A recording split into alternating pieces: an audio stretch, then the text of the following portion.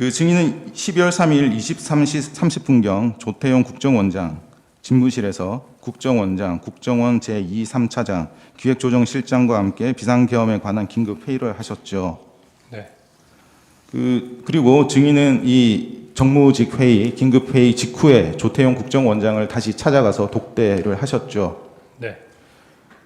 그리고 그 국정원장에게 피청구인이 방첩사를 지원하라고 합니다. 그리고 방첩사가 이재명, 한동훈을 잡으러 다닙니다라고 보고하셨죠. 네. 그 얘기를 들은 조태용 국정원장은 어떤 반응을 보였습니까?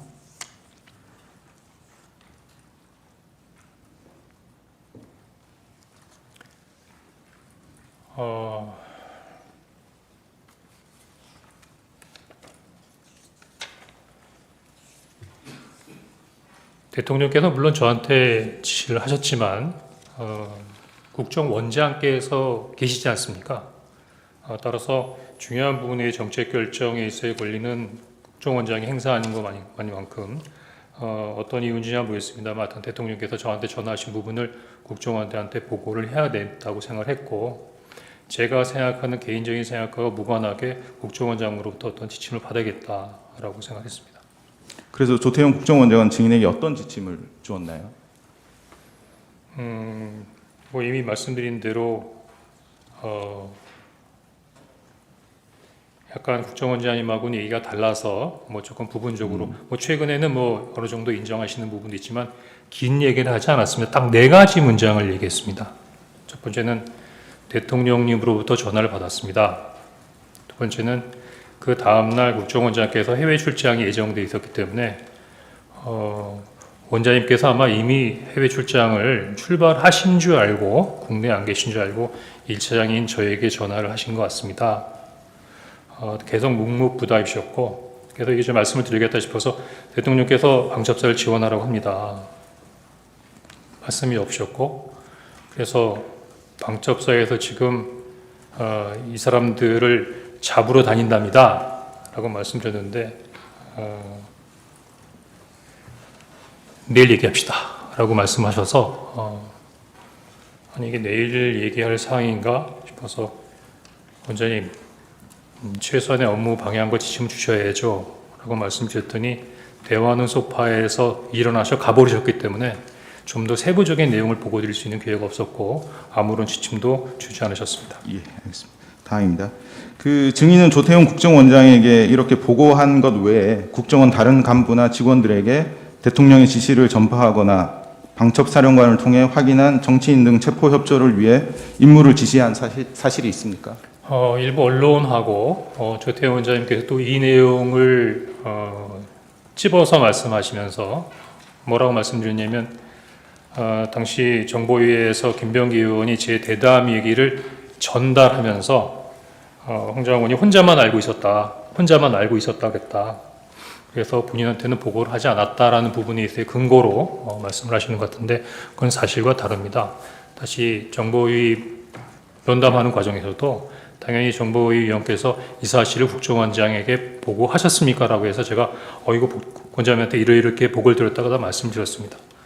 그러면 그 정보위 면담에서 이미 보고를 다 드렸는데도 불구하고 혼자 알았다는 게 무슨 뜻이냐? 이 앞뒤 콘텍스트를 빼니까 좀 오해할 수 있는 부분인데 대통령께서 지시하신 내용이고 방첩사로부터 어떠한 부분을 지원해달라는 얘기를 들었지만 아무에게도 얘기하지 않았습니다. 그 뜻은 뭐냐면 제 밑에는 어느 부서장, 어느 간부 또는 뭐 특정한 부분의 직원들을 만들어서 팀을 꾸린다든가 일체 부분에 대한 지시를 하지 않고 저만 알고 있었고 아무 말도 하지 않았다는 뜻이고 지금 무슨 말이냐면 그 관련된 부분에 대한 일체의 임무 지시를 한 적이 없습니다. 예, 알겠습니다. 10항입니다. 그 증인은 2024년 12월 5일 그 아침 7시 50분경 김태효 대통령실 안보 1차장에게 텔레그램 메시지를 보내서 피청구인이 국민에게 진정한 사과를 해야 한다는 의견을 전달하셨죠. 예, 사실입니다. 예. 그 증인이 김태효 그 실장에게 보낸 메시지를 제시하겠습니다.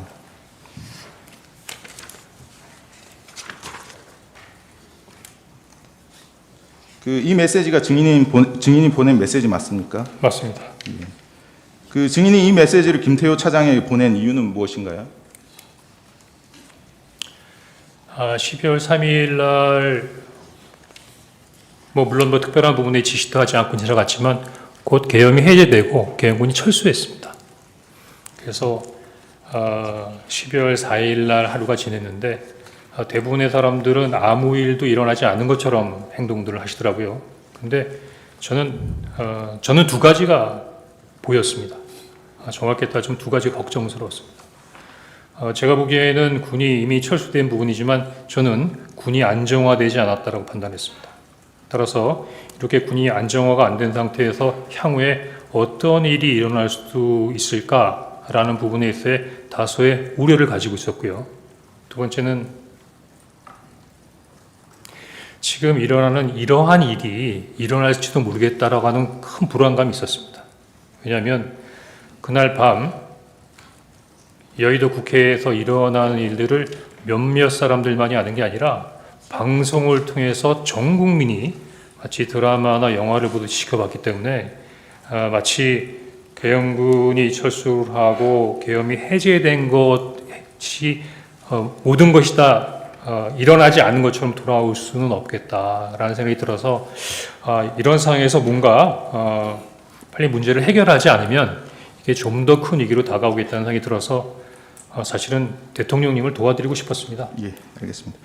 당시로서는 이렇게 하는 것이 최선이라고 생각했고 지금 생각해도 만약에 제가 말씀드렸던 것처럼 대통령께서 진심으로 국민들께 사과하시고 당시에 지금 말씀하시고 계신 여러 가지 마음의 심경을 말씀하셨다면 국민들이 훨씬 더 우리 대통령님을 이해하지 않으셨을까 하는 생각이 들고요. 다만 이 내용이 대통령님께 전달이 됐는지 안 됐는지 잘 모르겠습니다. 예, 알겠습니다.